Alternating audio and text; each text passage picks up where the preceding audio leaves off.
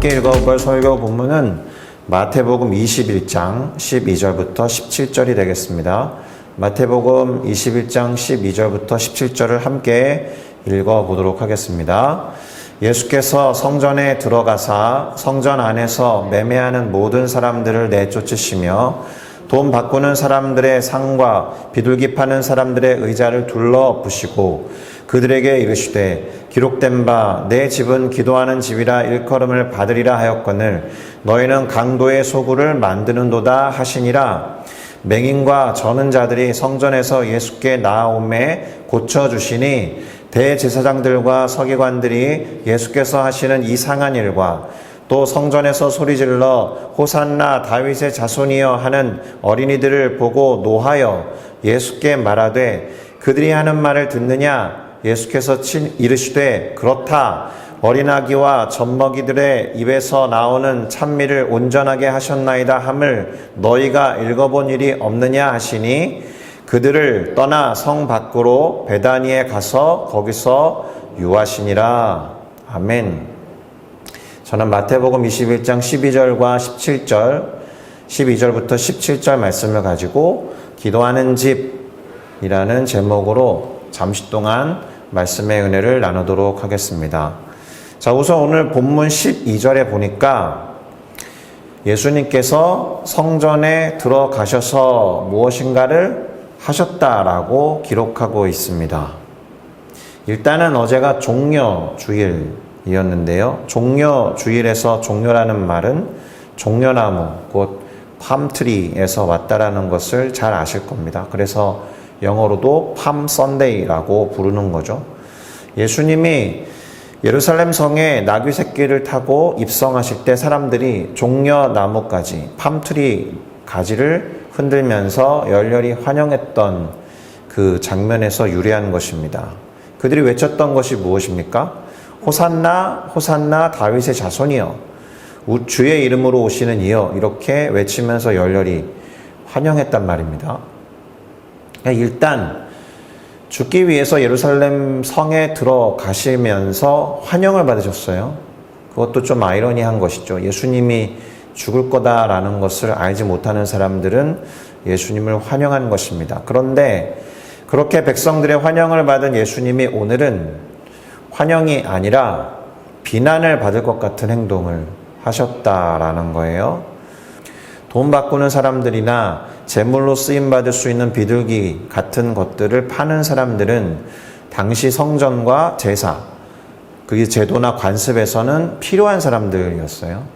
그러니까 제사가 이렇게 간소화되면서 제물을 바치는 대신 헌금으로 대체할 때에 로마 화폐로 쓰여지지 않았기 때문에 그것을 환전해 주는 사람이 필요했던 것이고, 그래도 제물로 드리고자 하는 사람들을 위해서 제물을 파는 사람이 있었단 말입니다. 그러니까 당시 제도나 관습에서는 반드시 있어야 했던 사람들인데 그들을 내쫓으셨다. 물론 이거는 다르게 말하면 그렇게 편의적으로 하나님이 명령하신 법에 근거한 제사가 아니라 사람들에게 편의적으로 제사나 관습을 만들어냈던 사람들의 입장에서는 반드시 필요한 사람들, 또는 그러한 관습에 길들여져 있고 익숙해져 버린 사람들에게도 반드시 필요한 사람들이었는데 예수님이 보실 때에는 필요하지 않은 사람들이었던 거예요. 사실 대단히 당황스러운 일입니다. 관습을 쫓아서 익숙해진 방식으로 예배를 하러 왔는데 그거를 뒤집어 엎어서 우리가 습관을 쫓아서 드리는 예배를 지금 드릴 수 없단 말입니다. 비슷한 예를 들면 우리가 주일 예배를 지난주처럼 드리려고 왔는데 누군가 이 성전에 들어와서 그 전에 했었던 모든 것들을 다 갈아엎은 상태니까 아주 당황스럽고 황당하며 화가 날 수 있는 그런 상태라는 겁니다. 그것도 열렬히 환영했던 예수님이라는 사람에 의해서. 그러면서 하신 말씀이 무엇입니까?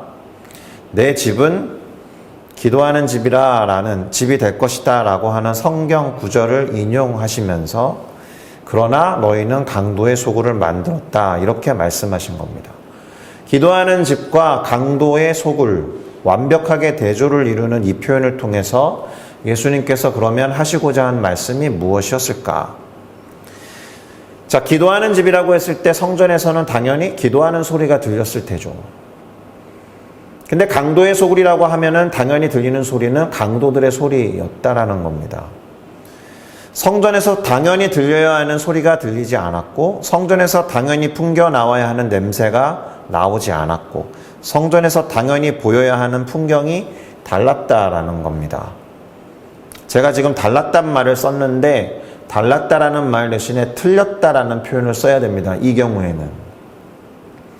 성전에서는 기도하는 소리가 들려야 했는데 옳지 않게도 대단히 틀리게도 돈 바꾸어 주는 소리, 그리고 비둘기와 양 등의 짐승 소리가 들려왔다라는 겁니다. 성전에서는 성도들의 기도를 담은 향로, 그러니까 요한계시록에 보면은 금향로가 분향단에 있었던 금향로가 성도들의 기도라고 했으니까 그런 향로의 냄새가 있어야 했는데 틀리게도 옳지 않게도 강도들의 냄새가 났다라는 거예요. 성전에서는 하나님을 전심으로 예배하며 제사하는 모습이 보였어야 했는데 옳지 않게도 틀리게도 자신들의 욕심을 채우는 욕망의 모습이 보였다라는 겁니다.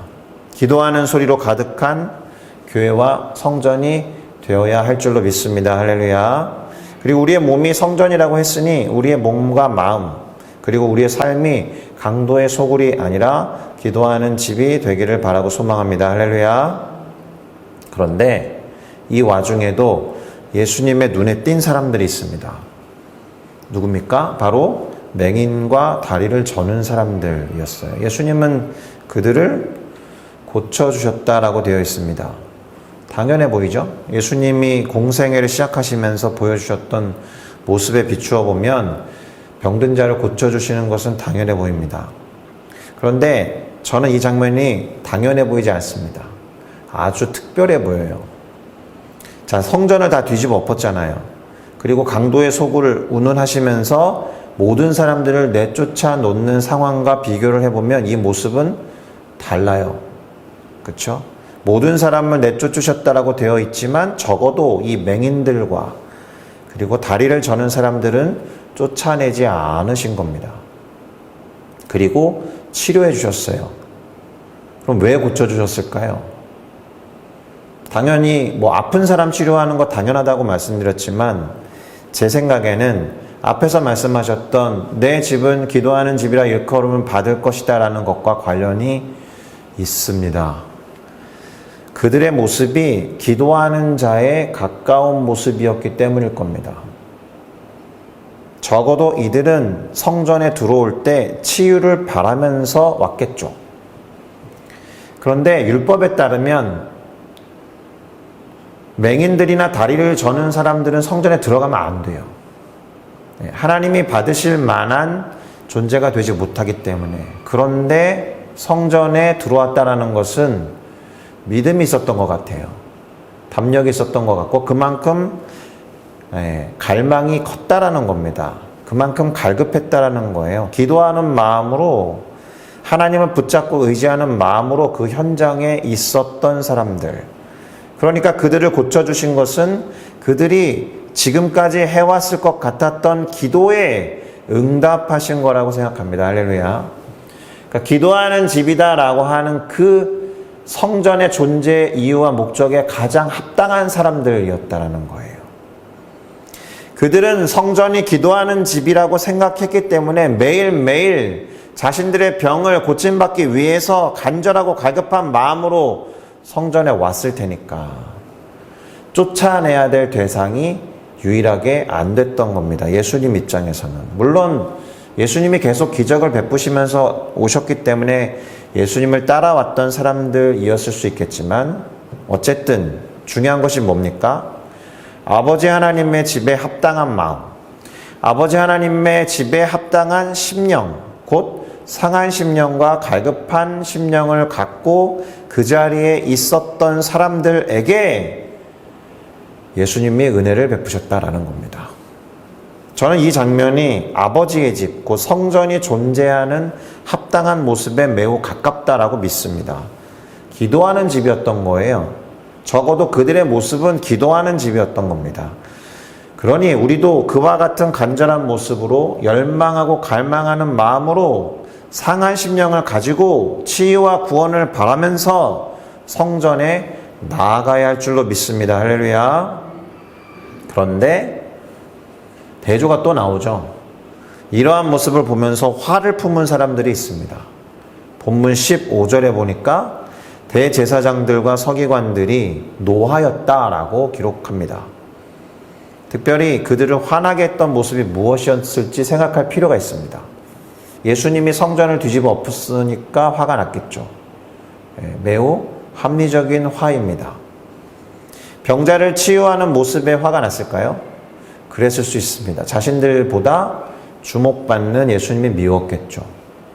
그리고 옛적으로부터 위대한 선지자, 위대한 사역자들의 표징은 무엇이냐면 기적을 행하는 거예요. 근데 이 대제사장들과 서기관들은 그런 기적을 행한 일이 없거든요. 시기와 질투심 때문에 화가 났을 겁니다. 그런데 그들이 더 발끈했던 것은, 그래서 마치 자신들이 의로운 분노를 표출하는 척 보이게 했던 것은 예수님이 하신 말씀 때문입니다. 예수님이 인용하신 말씀 뭐였죠? 내 집은 기도하는 집이 되어야 한다고 할 때에 아마도 내 집이라는 말에 발끈했을 겁니다. 그렇겠죠? 지금 이 현장에서 사람들에게 와닿는 말씀이 여러 가지가 있어야 할 텐데 이 사람들에게 와닿았다기보다는 뭔가 찔림이 주는 말씀을 예수님이 하시긴 한 겁니다. 우리가 만약에 그 현장에 있었다면 우리는 예수님이 어떤 존재인지 아니까 하나님의 성전이 기도하는 집이 되어야 하는데 그러지 못했다라는 생각으로 예수님의 행동에 동의를 표현은 하겠지만 당시 종교 지도자들이었던 대제사장들과 서기관들은 내 집이라고 불렀다. 예수님이 성전을 감히 신성 모독에 대한 생각을 했을 겁니다. 물론 예수님은 성경 구절을 인용한 것이지만 그들에게는 그 말씀에 의한 찔림과 함께 동시에 그 찔림을 덮고자 하는 발악의 마음이 있었다는 거예요. 감히 네가 뭔데 하나님의 성전 운운하면서 내 집이라고 하느냐. 안 되겠는데 저 예수를 잡아 죽여야겠다. 그런데 때마침 성전에서 터져나오는 소리가 있습니다. 누군가는 화를 내면서 쟤 죽여야겠는데 라고 했는데 어제 예수님이 예루살렘에 입성하실 때 성 전체에 울려 퍼졌던 그 소리가 성전에서 또 들립니다. 호산나 다윗의 자손이요. 그러니까 화가 더 돋궈졌겠죠. 그래서 그들은 예수님에게 묻습니다. 이 소리를 듣느냐? 예수님은 그렇다라고 대답하시면서 성경 구절을 또 인용하십니다. 어린 아기와 젖먹이들의 입에서 나오는 찬미를 온전하게 하셨나이다 라고 적힌 그것을 읽어본 일이 없느냐라고 자존심을 긁는 질문을 던집니다. 너희가 읽어본 일이 없느냐? 저는 이 장면에서 40일 동안 광야에서 성령의 이끌림을 받고 금식한 직후에 사탄의 시험을 받는 장면이 생각났습니다. 예수님이 말씀으로 그 시험들을 이겨내셨잖아요. 그때도 이런 방식으로 말씀하셨습니다. 말씀에 그렇게 적혀 있지 않느냐? 그런데 너는 왜 시험을 하는 것이냐? 이런 뉘앙스로 말씀하셨단 말입니다. 그러니까 말씀에 적혀 있는 대로 행하는 것인데 너희는 왜 화를 내느냐? 지금 이 얘기를 한 겁니다. 물론 사탄은 그렇게 떠나갔지만 지금 이 현장에 있는 종교 지도자들은 뭐라고? 네가 감히 너 따위가? 이렇게 생각하면서 더 화를 표출하면서 결국 예수 그리스도의 고난주간이 예수 그리스도의 죽음으로 향하게 만드는 장본인들이 되는 겁니다. 마지막으로 우리가 주목해야 하는 것은 바로 예수님이 말씀을 인용하시면서 그 말씀을 성취하셨다라는 거예요. 이게 대단히 중요합니다. 그러니까 예수님은 이 순간에도 말씀을 중심으로 사역을 하시고 그 말씀을 성취하시는 일을 하셨다. 하나님이 계획하고 섭리하시면서 말씀하신 것을 성취하시는 사역을 하셨다라는 거예요. 그 말씀을 성취하기 위해서 고난도 기꺼이 감수하신 거예요. 하나님이 그렇게 계획하시고 섭리하신 것에 순종하신 겁니다. 그 순종이라는 방법을 통해서 하나님의 말씀과 계획을 성취하셨다. 그래서 신학자들이 그렇게 요약하거든요. 하나님은 계획하시고 예수님은 성취하신다. 성전을 기도하는 집으로 바꾸기 위한 작업을 진행하기 시작하신 겁니다. 할렐루야. 그러니 이제 설교를 마무리하면서 이런 말씀을 드리겠습니다. 우리는 성전이 되어야 하는 거죠. 왜냐하면 우리도 성전으로 부름받았으니까, 또 그 성전이 기도하는 집이 되어야 한다라고 하셨으니까 곧 우리는 기도하는 사람이 되어야 한다. 그리고 저는 자들과 맹인들과 같이 하나님을 향한 갈망과 열망으로 끊임없이 나아가야 하는 겁니다. 그래야 하는 이유를 기도에 담아서 고백할 수 있어야 합니다. 갈망과 열망 때문에 하나님 그럴 수밖에 없어요 라고 기도할 수 있어야 됩니다.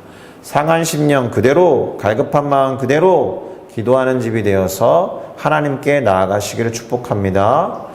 어떤 필요를 충족받기 위해서, 어떤 기도 제목을 응답받기 위해서도 그럴 수 있겠지만, 기도는 그 자체로 하나님과 소통하는 것이니까 하나님과 바른 관계를 위해서 대화하고 기도해야 하는 줄로 믿습니다. 그런 소리 있잖아요. 하나님과 대화하는 소리, 진정으로 기도하는 소리에 하나님은 귀를 기울일 것입니다. 왜냐하면 성전이 기도하는 집이라고 했는데 나와야 하는 소리가 나오고 있으니까 기도하는 소리에 귀를 기울이는 당연한 하나님일 거라고 믿습니다. 예수님의 고난주간이 아니라 사실은 우리들의 고난주간이 되어야 하는 이유는 우리를 위해서 말씀과 계획의 성취를 위해 그분이 기꺼이 감내하고 순종하셨기 때문에 그렇습니다. 우리를 위해서. 그러니 우리가 기도하는 집이 되기를 바라시는 하나님의 마음에 부응하는 우리 모두가 되어야 할 것입니다. 할렐루야. 그렇다고 고난을 신체와 육체적으로 감당해야 한다는 것은 아닙니다. 어떤 다른 타종교처럼 고통을 참고 수행하라는 말이 아니에요. 고통의 마음, 상한 심령, 진실한 마음 그대로 더 하나님께 나아가는 진정한 기도의 집이 되는 것, 이것이 고난주간을 대하는 우리들의 모습이 되어야 할 줄로 믿습니다. 할렐루야. 기도하시겠습니다.